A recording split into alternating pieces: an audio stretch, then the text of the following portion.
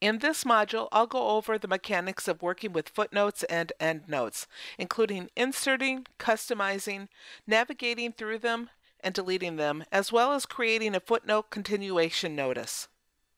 Please keep in mind that depending upon the type of document you are creating, there may be specific rules as to how you must use footnotes and endnotes within your document. You can add footnotes and endnotes to explain, comment on, or reference details noted in your document. Footnotes normally appear at the bottom of each page, while endnotes normally appear at the end of your document or section. Footnotes and endnotes also consist of two linked parts, the note reference mark and the corresponding note text. We'll start this module by going over footnotes. And let's begin with how to add a footnote. I'm going to go ahead and open up my footnote document so we can work with the footnote. Let's start with how you add a footnote. So let me go to my footnote document. The References tab contains the commands for footnotes. So let's click on the References tab, and you'll see the group Footnotes. This is where you come to add your footnotes, navigate between your footnotes, and also customize your footnotes. So let's begin by adding a footnote. We'll go to an area where we need to add a footnote. Click where you want the footnote reference mark to be added.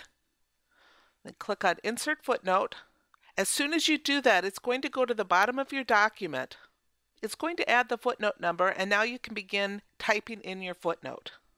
To return to the footnote reference mark within your document, double-click on the footnote, and it'll take you back to the reference mark. Now you notice when I hover over it, my cursor changes to a little note, and it'll also list the footnote information. When you create footnotes, it'll add a super subscript number exactly where you had your cursor. Let's go ahead and add a couple more footnotes. I'm going to click where I want it, go up and click Insert Footnote, and you'll notice it automatically numbers it, takes me down so I can insert my footnote. Double-click on the footnote number to return back to your document and to the reference point.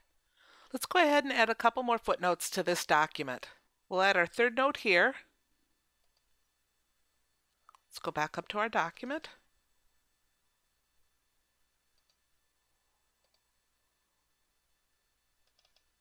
Now at this point, let's go back up above where we've added some footnotes and add another footnote.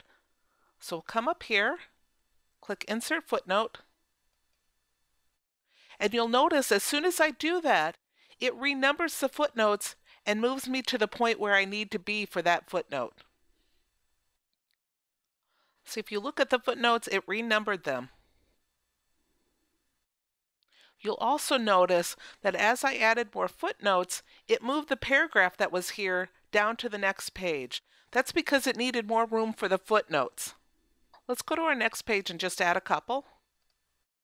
Now you'll notice on this page it continuing the numbering from the previous page.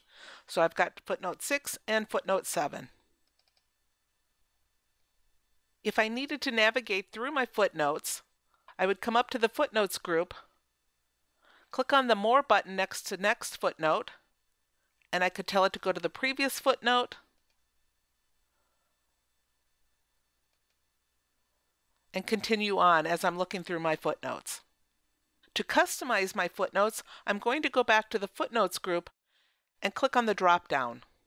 From here it'll open up the Footnote and Endnote dialog box.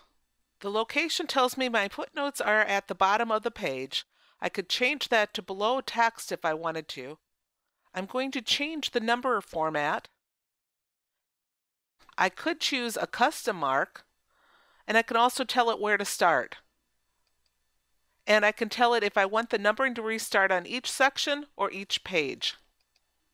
And I'm going to tell it to apply it to the whole document. So let's go ahead and click Apply.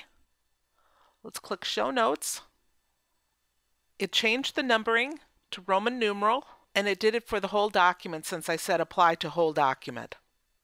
Let's double-click to go back up to our document. To delete a footnote, you need to go to the footnote marker and delete it from there. So let's go ahead and delete this footnote. So we're going to backspace over it. It's now highlighted, so we'll delete. If we scroll down to our footnotes, you'll notice it's gone and it's renumbered. If you have a footnote that is too long to fit on a page, you can create a continuation notice to let readers know that it is continued on the next page. The first thing we need to do is make sure we're in draft view. So I'm going to switch my view by going to the View tab and choosing Draft. We'll go back and click the References tab, click Show Notes. You'll notice when you click Show Notes in the draft view, it comes up a little bit different. It shows you footnotes, all footnotes, and here's where you're going to go to choose your continuation notice. Click Continuation Notice. Once you do that, it takes you to the point where you type your continuation notice.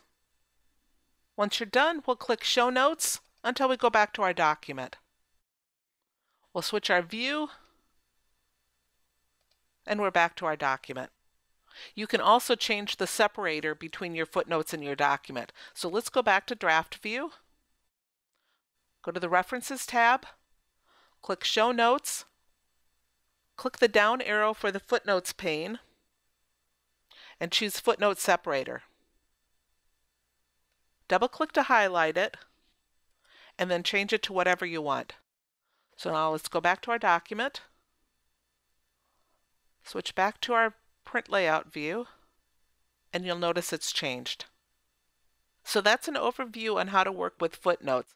Let's go ahead and do some endnotes, and you'll see that it works exactly the same way. Let's go to our EndNote document. We'll go to the References tab, click where we want to add our EndNote, click Insert EndNote, and it'll take us down to insert our EndNote. Just like when we clicked Insert Footnote, it takes us right down to where we need to add it. Double-click the number, and it'll take us back up to our document. Let's insert another one. Go back to our document. We navigate the same way. We'll go to the down arrow next to Next Footnote and have it take us to the previous footnote, Next Footnote.